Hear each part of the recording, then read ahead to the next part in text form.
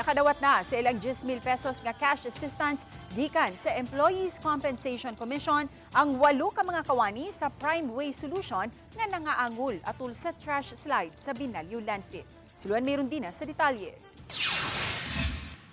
Niadtong Lunes, June 15, formal nang nadawat sa 8 ka mga kawani sa Prime Waste Solution Incorporated ang 10,000 pesos nga cash relief assistance gikan sa Employees Compensation Commission.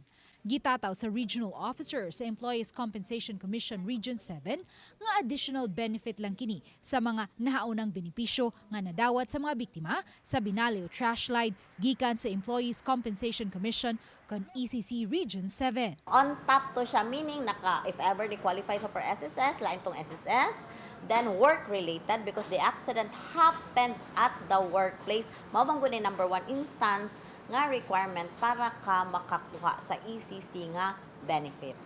Base sa record sa ECC 7, 54 tanan ang mga biktima sa nitabong trash slide sa Binalyo Landfill niadtong Enero 8. 37 ka mga individual ang nakalas, samtang 17 ang mga nangaangol. Sa 54 kanila, 42 pa lang ang nakafile na sa ilang claims. Itong 8 pa lang ang naabot manggod ma'am. Oo, pero napay nahabilin dito sa Makati nga gi-process na karon na cheque. As to sa uban, wa ta kahibalo kung unsa pa nganong dugay nila na submit ang ilahang mga requirements. Kay naaman sad gud ang tagtungod ma'am requirements nga dapat pud nga i-submit para makumpleto pud ang kaning filing.